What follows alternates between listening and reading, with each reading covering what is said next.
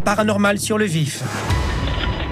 À Taïwan, un fantôme visite une boutique érotique après la fermeture. C'est tout à fait logique que ce type de commerce soit hanté. Au Brésil, un homme est terrifié par un loup-garou. On dirait un croisement entre un loup-garou et un rat. Ces animaux qui semblent figés prouvent-ils que nous vivons dans une simulation? J'ai rarement vu un phénomène aussi étrange. En Californie, les meubles anciens d'une femme attirent les fantômes. Je dois admettre que tout cela m'a effrayée. Et d'autres images paranormales qu'il faudra voir Dude, that is weird. pour y croire.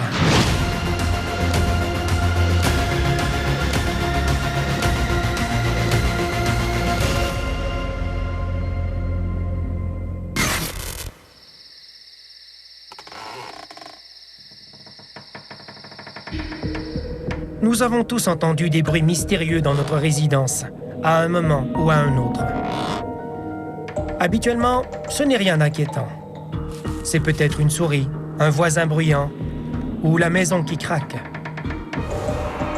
Toutefois, lorsque cela se produit régulièrement et qu'il est impossible de trouver la source du bruit, nous nous posons des questions.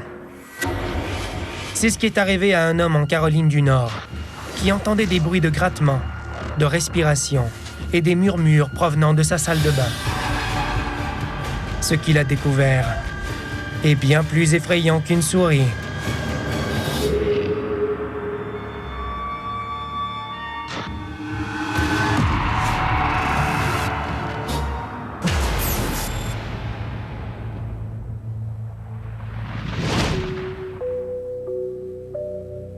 En août 2020, à Charlotte, en Caroline du Nord, Joseph Condé et sa fiancée Melissa dorment lorsqu'ils entendent quelque chose gratter dans la salle de bain.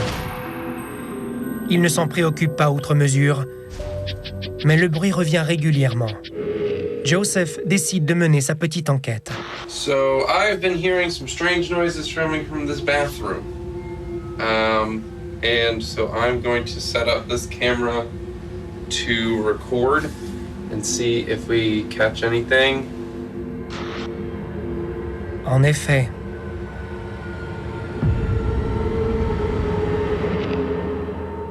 l'avez-vous vu? Regardons une autre fois la silhouette noire qui apparaît à droite du miroir de la salle de bain. Je m'appelle Joseph et j'ai filmé cette vidéo. J'ai installé la caméra sur le trépied et je l'ai pointée sur la salle de bain. Je suis parti et j'ai presque oublié qu'elle était là. Je suis allé dans la cuisine, j'ai déjeuné et une fois assis sur le canapé du salon, cette chose s'est montrée.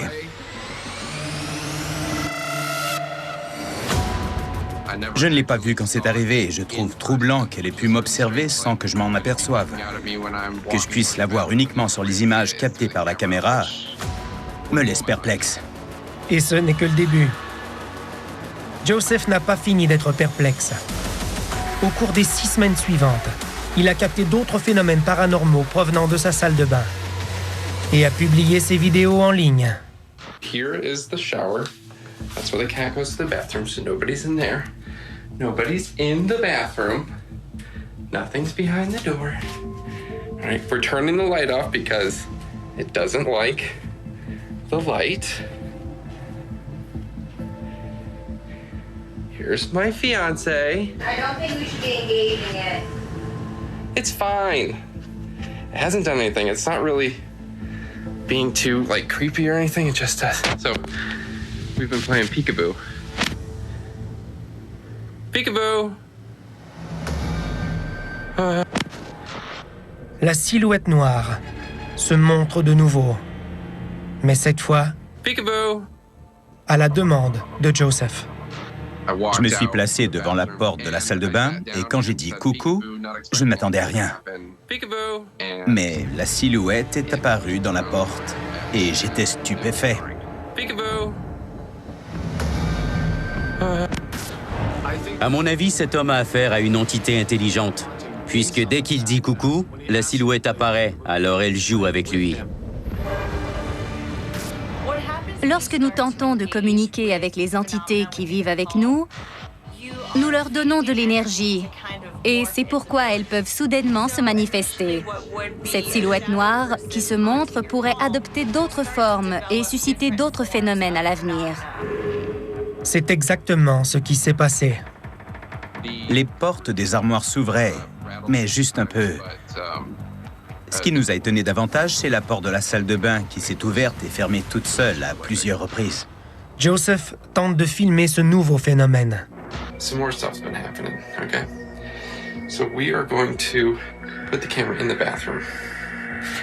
And we're going to see what's going on.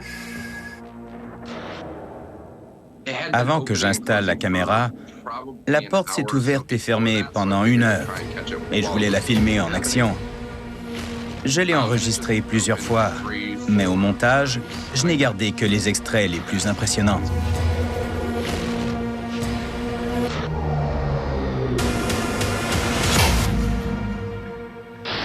L'événement le plus marquant a toutefois été celui-ci. Okay, I don't know if you can hear this. I'm gonna try and be really quiet. Écoutez bien.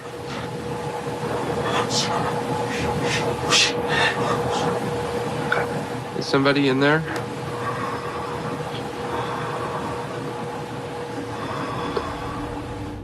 Je l'entendais de ma chambre, d'où je suis sorti en faisant le moins de bruit possible pour l'enregistrer. Ensuite, j'ai posé une question. Is somebody in there? Ces sons m'ont effrayé davantage que la silhouette noire que j'ai aperçue sur la vidéo. À mon avis, ces murmures sont des bruits parasites paranormaux. On ne distingue pas de mots, mais on sait qu'il y a une présence qui tente probablement de communiquer. Ne sachant plus quoi faire, Melissa et Joseph décident de passer à l'action. Quelqu'un est venu bénir la maison et a effectué une séance de purification.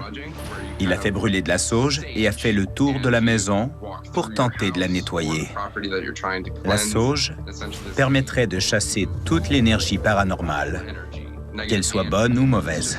C'est comme appuyer sur un bouton qui fait en sorte que la maison redevienne neutre. La purification a été efficace. Jusqu'ici, tout va bien. Les portes ne claquent plus et nous n'entendons plus de murmures ni de respiration haletante. Et nous en sommes très soulagés. Bien qu'ils soient contents de ne plus voir ni entendre de phénomènes paranormaux, Melissa et Joseph n'ont pas été trop dérangés par l'entité qui vivait chez eux.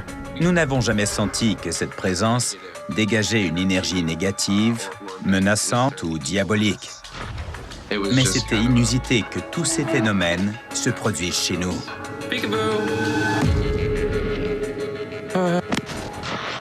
C'est une histoire de meurtre, d'erreur judiciaire, peut-être même de crime organisé. Il n'aurait jamais été déclaré coupable sans l'action d'André Arthur. 40 ans plus tard, cette histoire-là est loin d'être finie. Présumé innocent, l'affaire France-Alain, dès le 25 novembre 21h à Canal D. La plupart d'entre nous avons vécu au moins une expérience de déjà-vu au cours de notre vie. Ce phénomène étrange donne l'impression qu'une situation que nous vivons dans le présent s'est déjà déroulée dans le passé. Il est impossible d'expliquer ce phénomène. Mais pour certaines personnes, cela signifie que nous vivons dans une simulation et que ces déjà-vus ne sont que des perturbations transitoires.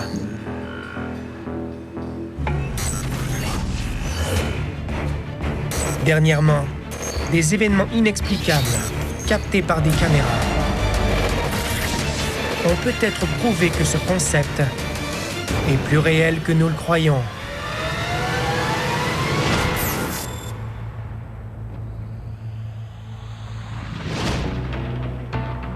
En février 2020, à Gallup, au Nouveau-Mexique, un homme qui s'appelle Jay est au volant de sa voiture et il voit un oiseau noir dans le ciel. Mais quelque chose ne tourne pas rond. Il immobilise son véhicule pour filmer l'oiseau. Les ailes de l'oiseau sont immobiles. En fait, l'oiseau ne bouge pas du tout. Il semble suspendu entre ciel et terre. Si les ailes d'un oiseau ne battent pas, s'il est immobile et qu'il ne plane pas grâce à un courant d'air, il tombera au sol. L'oiseau est une masse physique qui a un poids et la gravité devrait le tirer vers le sol. Mais ce n'est pas ce qu'on voit ici et j'aimerais savoir pourquoi. On a déjà vu ce phénomène inhabituel auparavant. Des oiseaux immobiles dans le ciel ont également été aperçus à Los Angeles et nous en avions parlé.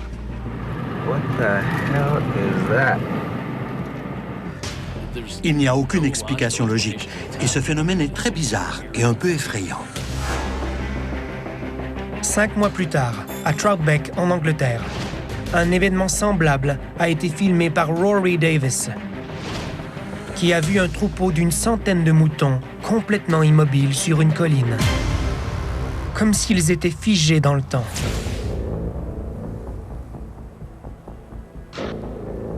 Si vous croyez qu'il s'agit d'une photographie, regardez attentivement l'oreille d'un mouton bouger brièvement.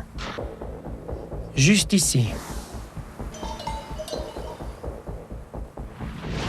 Ce n'est pas normal que tous ces animaux soient immobiles en même temps, comme s'ils étaient soudainement paralysés. Je peux comprendre que des moutons arrêtent de bouger quelques secondes en sentant un prédateur s'approcher d'eux.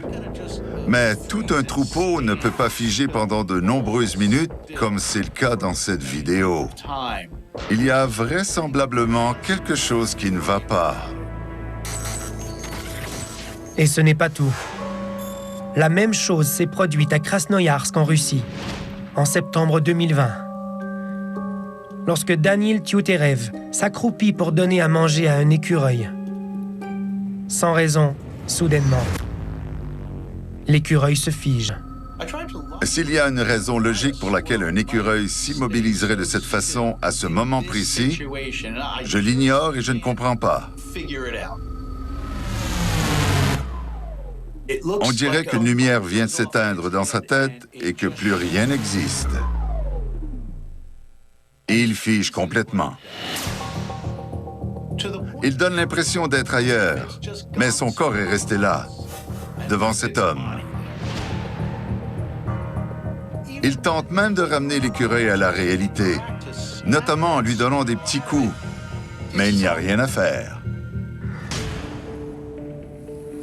Ces animaux sont-ils tout simplement en état d'arrêt complet?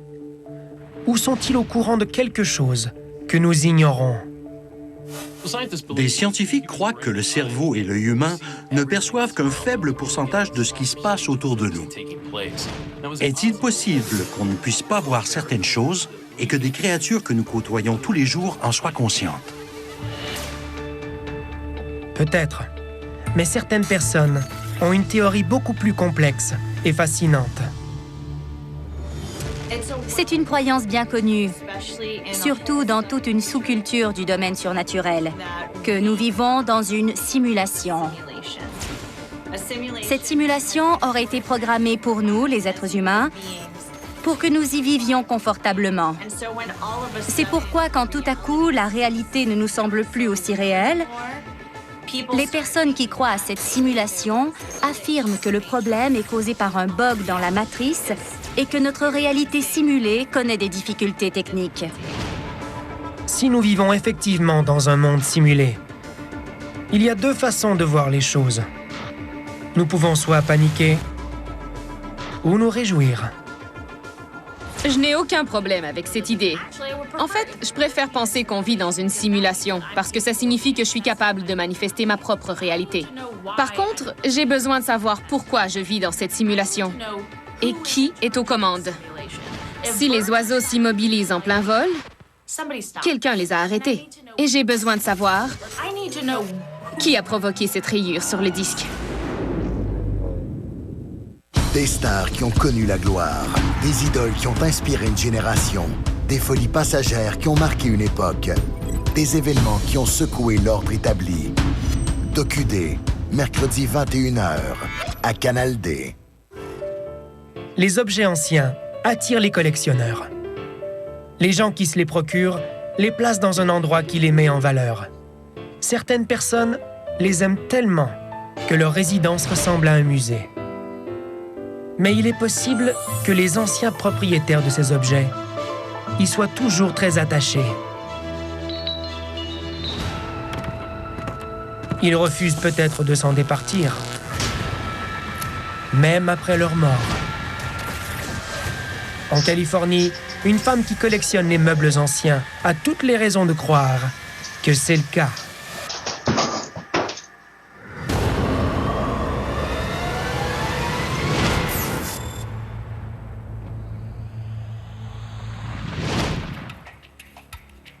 Nous sommes en novembre 2019, à Atwater, en Californie. Holly Holiday a emménagé dans sa nouvelle résidence il y a 2 mois. Pour assurer sa sécurité, elle a installé des caméras de surveillance à l'intérieur qui filment dès qu'elle détecte des mouvements ou des bruits.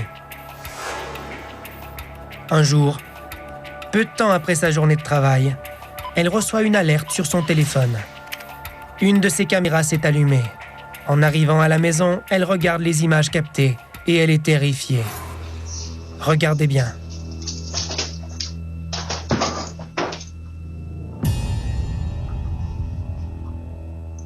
L'avez-vous vu? Regardons une autre fois la chatte de Holly sortant précipitamment de la salle à manger pour se réfugier dans le salon. Quelques secondes plus tard, une entité noire passe devant son armoire, dont le fond est en miroir. Je m'appelle Holly et ceci est ma vidéo. Je suis arrivée à la maison et j'ai éteint mes caméras. Puis j'ai regardé les images captées et j'ai vu cette silhouette très noire passer devant mon armoire remplie d'objets anciens. C'était la première fois que je voyais une chose pareille. Et à la fin de la vidéo, il me semble avoir entendu quelque chose. Je crois avoir compris. Sortez d'ici. Je dois admettre que tout cela m'a effrayée. Apparemment, sa chatte Belle l'a été tout autant. Elle n'avait jamais agi de cette manière auparavant. Je ne l'avais jamais vue courir de peur. Et c'est une des raisons pour lesquelles j'ai sursauté.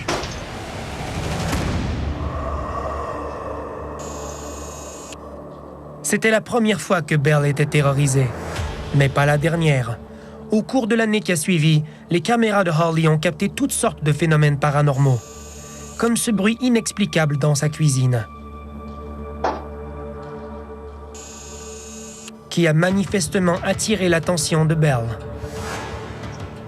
Un autre jour, Belle semble effrayée par quelque chose qui se trouve près de l'endroit où l'entité noire a été aperçue dans les images précédentes. La réaction de cette chatte est très intéressante. Elle ne semble pas effrayée, elle ne court pas dans tous les sens, mais elle parle. En général, les chats ne miaulent pas quand ils sont seuls, mais plutôt lorsqu'ils veulent communiquer avec une personne. Alors que dans la vidéo, la chatte est seule dans cette pièce. Elle tente donc de communiquer avec quelque chose qu'elle perçoit probablement comme une forme humaine. Est-ce un fantôme? Est-ce l'esprit d'un défunt? Tout est possible. Les caméras de Holly ont capté d'autres phénomènes. Elles enregistrent des sons.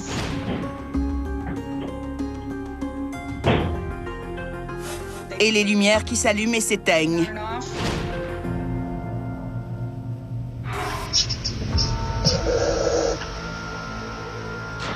Les appareils électriques sont les premiers à réagir aux phénomènes paranormaux. Il y a plusieurs raisons à ça. D'abord, une entité peut se servir de l'objet pour se manifester sous une forme ou une autre. Ou les lumières clignotent tout simplement parce qu'un esprit se trouve près d'elle. Holly croit que ces phénomènes paranormaux se produisent chez elle parce qu'elle possède de nombreux objets anciens, dont plusieurs sont placés dans son armoire. Mon armoire contient une grande quantité d'objets anciens. La première vidéo nous montre une entité sombre qui passe devant l'armoire remplie d'objets anciens. En raison de son contenu, l'armoire devient l'endroit idéal pour emmagasiner de l'énergie spirituelle. Il est logique qu'elle soit devenue une sorte de point central de toute l'énergie qui entre dans cette maison. Et elle est probablement la cause ou la source de tous ces phénomènes paranormaux. Ce phénomène d'objets anciens et parfois maudits nous est maintenant familier. Les gens aiment ces objets durant leur vie et quand ils meurent, leur énergie peut rester attachée à ces objets. Quand d'autres personnes en prennent possession, les entités les suivent. Une autre possibilité est cette robe blanche. Une médium m'a déjà dit qu'une entité était attachée à cette robe blanche et ancienne qui trône dans mon salon. L'entité lui aurait même dit qu'elle était heureuse que je prenne soin de sa robe. Holly ne sait pas exactement ce qui attire les esprits chez elle. Mais elle apprend à vivre avec eux. Ça me rend parfois nerveuse, mais je suis surtout intriguée par les esprits, parce que tout ce qui est paranormal me passionne. Je suis honorée de les accueillir chez moi et j'aimerais leur parler. Parions que Belle n'est pas tout à fait du même avis.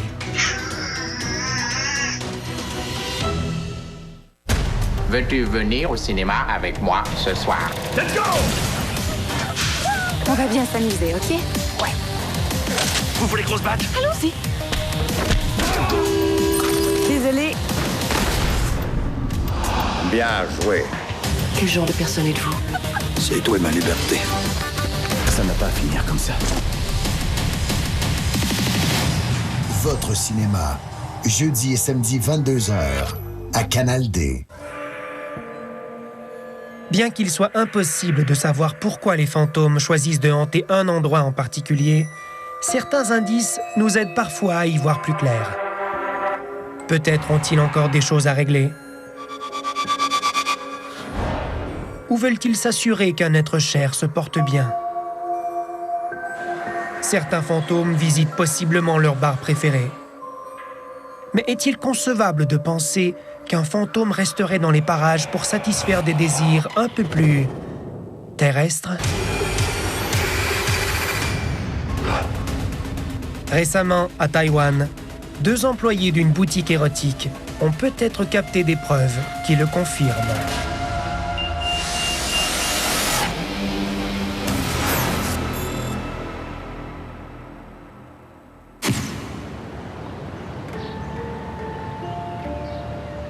Un matin d'août 2020, à Taipei, Taïwan.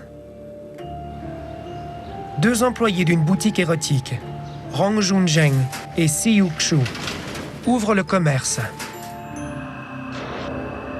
et s'aperçoivent que plusieurs livres sont au sol. Ils croient qu'un cambrioleur est passé durant la nuit, mais il n'y a aucun signe d'entrée par effraction. Ils décident alors de regarder les images captées par les caméras de surveillance. Et ce qu'ils voient est encore plus inquiétant qu'un voleur. Regardez bien. Dans le bureau, 2 chaises roulent toutes seules à travers la pièce. Et une boîte placée sur une étagère est projetée au sol. Mais ce n'est pas tout. Dans la boutique même, plusieurs livres pour adultes sont projetés au sol.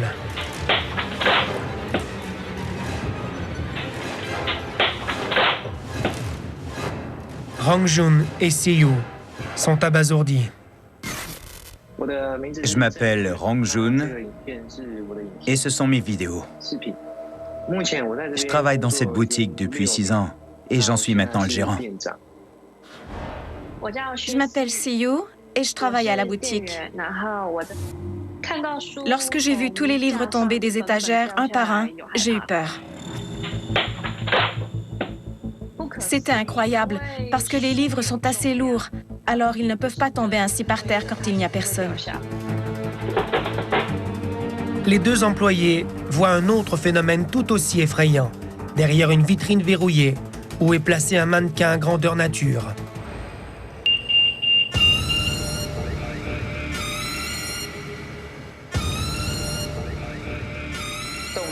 C'était très inusité de voir le mannequin bouger derrière la vitrine. Le mannequin est assis derrière une vitrine verrouillée, alors aucune force extérieure ne pouvait le faire bouger. Il a bougé tout seul.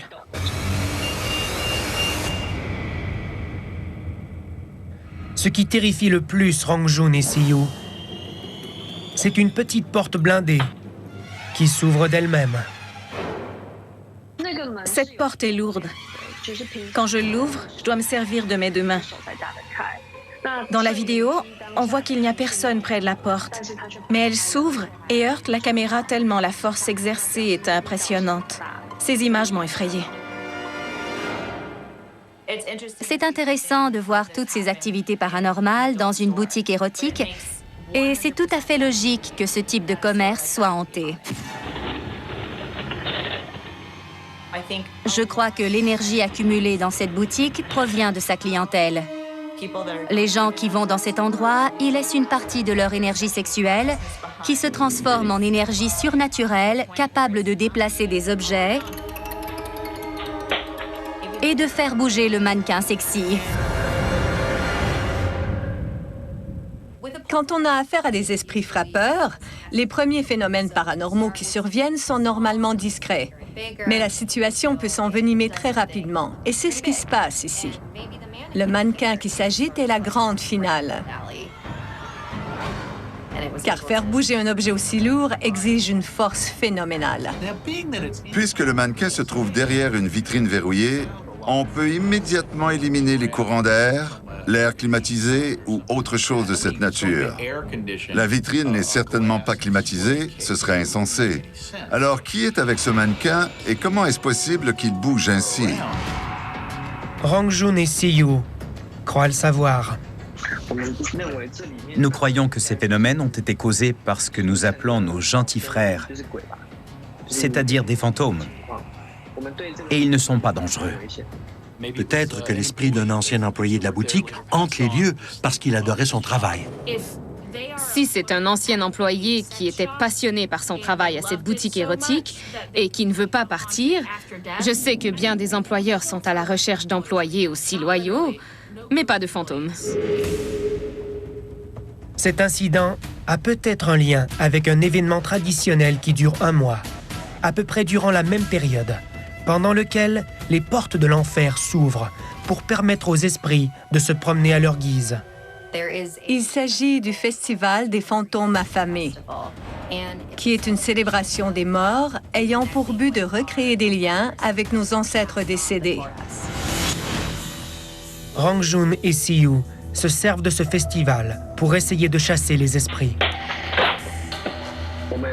Nous avons demandé à un moine de purifier la boutique et nous avons profité du Festival des fantômes affamés pour leur faire des offrandes.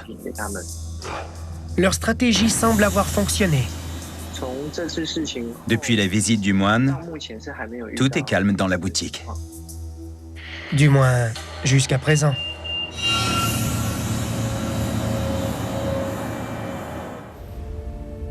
Quand nous observons le ciel nocturne, il est fréquent d'y apercevoir des choses étranges que nous n'avons encore jamais vues. Mais généralement, il y a une explication logique à ce que nous voyons. Peut-être est-ce un drone, un ballon météorologique ou un satellite. Toutefois, récemment, des gens à travers les États-Unis ont filmé des objets tellement bizarres que la logique ne tient tout simplement plus. Cela soulève toujours la même question.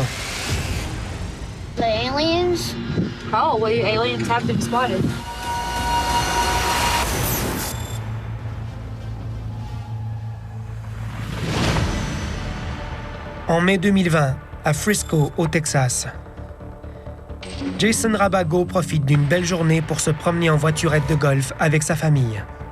Tout à coup, Jason aperçoit quelque chose d'inhabituel dans le ciel. Il s'arrête et filme le phénomène avec son téléphone.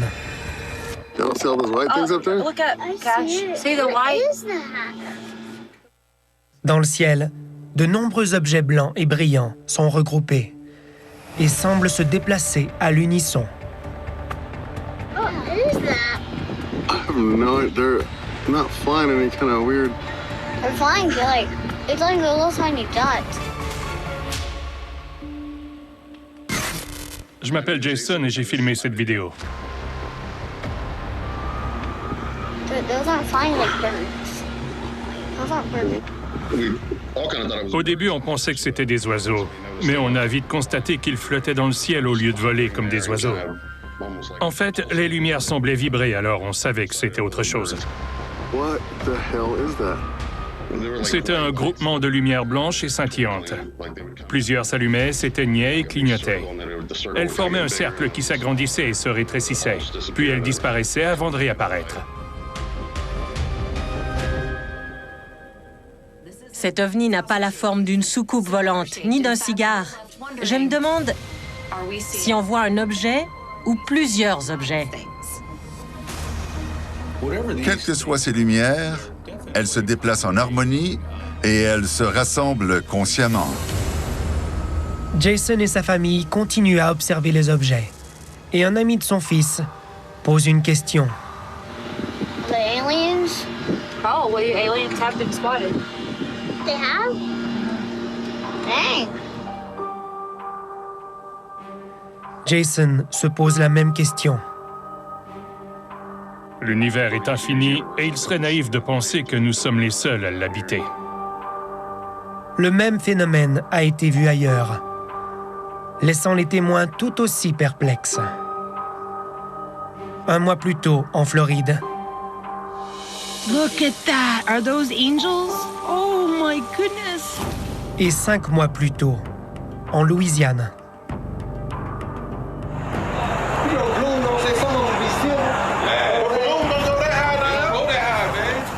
Cet ovni semble voyager. Il ne reste pas longtemps au même endroit.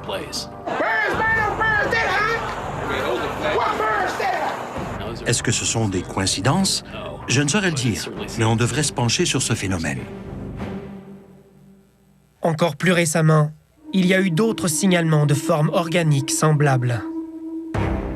Le 7 juin 2020, à Colorado Springs, dans l'État du Colorado. Doug Bannister est en voiture avec sa fille Leah en fin d'après-midi. Lorsque celle-ci remarque un gros objet ayant une forme singulière qui flotte au-dessus de leur quartier. There it is. Doug et Leah sont déconcertés. I've never seen anything like that in my life. That doesn't look like a cloud. Tout à coup, Leah comprend ce que cet objet mystérieux lui rappelle. Looks like a jellyfish. Je m'appelle Doug. Et moi, Leah. On a filmé cette vidéo. J'étais intrigué et fasciné de voir cet objet voler, et j'essayais de l'identifier. Dude, that is weird. Looks like a jellyfish. Sous l'objet, je voyais clairement des tentacules bouger. Oui, c'était très étrange. Ils ont raison. Cet objet a la forme d'une méduse et il se déplace en se contractant de la même manière qu'une méduse nage sous l'eau. It's not moving like. Oh, it's changing shapes. Right, it's changing shapes and it's moving. Quand les gens voient des ovnis, certaines de leurs descriptions sont toujours intéressantes, surtout quand ils parlent d'un organisme vivant. C'est le cas ici, puisque la structure décrite est davantage organique que mécanique. Ils ne parlent pas de vaisseau. But it's going down. Look, now it's going down. Dude, what? What the? Let's see if we can get closer. I don't know where it is now. Dang it. Malgré leurs efforts pour continuer à filmer l'objet, Leah et Doug le perdent de vue. L'objet était gris foncé, et tout à coup, il a changé de forme et s'est confondu avec le reste du ciel, comme pour se camoufler. It's disappearing. It's right there. Oh, shoot. It's disappearing. Doug et Leah ne savent toujours pas ce qu'ils ont vu ce jour-là dans le ciel. Mais l'événement les a marqués. Je comprends mieux à quel point la ligne est mince entre le surnaturel et le naturel. Chaque jour, je vais à l'extérieur pour regarder le ciel. Et je n'ai rien vu d'anormal depuis ce jour-là. Dude, that is weird. Des phénomènes étranges.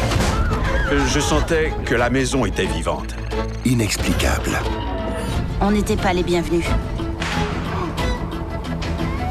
Surnaturels. Un esprit était entré dans mon corps. Mythes. À mon avis, c'est un Bigfoot.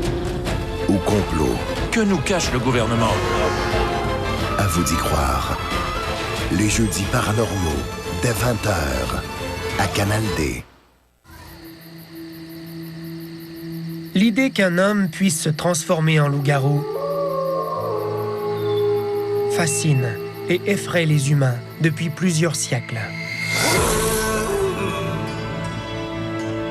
Ces monstres sont cauchemardesques. Dans le monde de l'horreur et dans la culture populaire, ils sont souvent dépeints comme des créatures sadiques et assoiffées de sang qui attaquent et déchiquettent les humains. Pour la plupart d'entre nous, ces cryptides légendaires n'existent pas. Toutefois, des images captées récemment par un homme au Brésil font en sorte que nous pouvons nous demander si les loups-garous sont des mythes ou s'ils sont réels.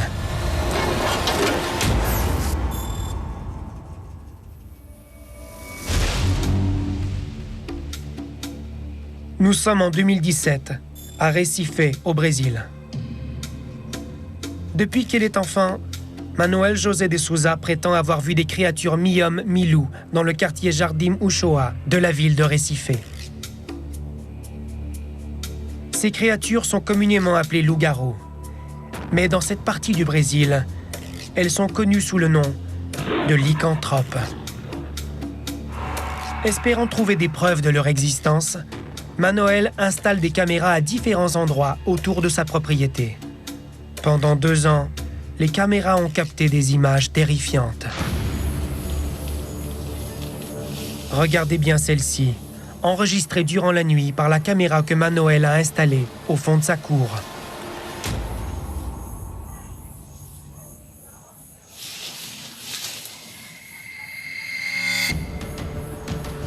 C'est une créature qui ressemble à un loup-garou.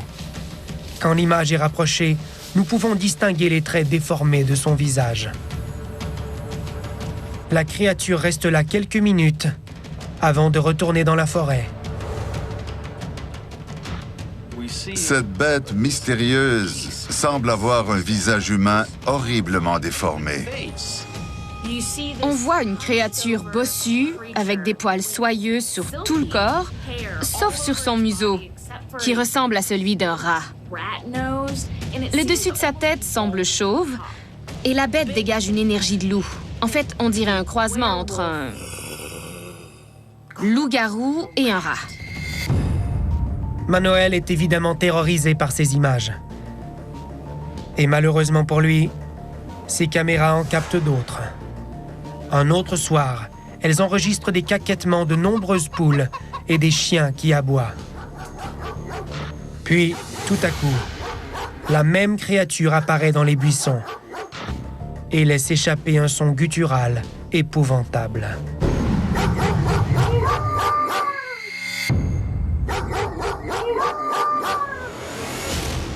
Toutes les nuits, la créature continue à rôder dans les parages, jusqu'à démontrer de l'agressivité envers la caméra de Manoel. Cette créature est sans aucun doute un monstre qui n'est pas sympathique ni amical. La créature qui apparaît dans ces vidéos rôde dans cette région. Elle l'explore, comme si elle menait une enquête. Elle sent tout ce qui se trouve dans cet environnement. Et le fait qu'elle ait attaqué la caméra indique clairement qu'elle ne veut pas être filmée. Toute cette activité inquiète Manoel, qui craint maintenant pour sa propre sécurité. Il installe donc une caméra à l'intérieur de sa résidence pour s'assurer que ce qu'il croit être un lycanthrope ne s'approche pas trop. Malheureusement, Ce que la caméra capte ne fait que confirmer ses craintes. Regardez attentivement au bas de l'écran. Alors que la même créature apparaît et semble tester la résistance de la barrière.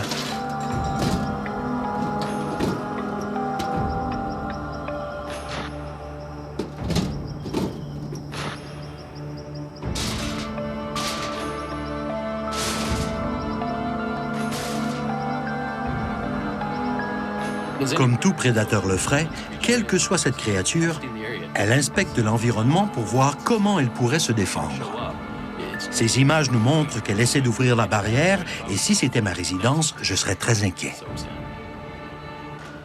Loup-garou ou non, si une créature tente d'entrer chez vous, c'est terrifiant.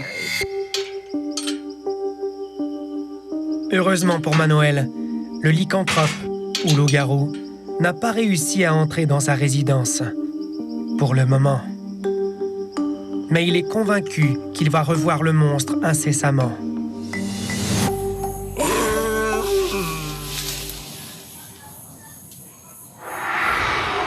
Que faire si vous êtes témoin de phénomènes paranormaux?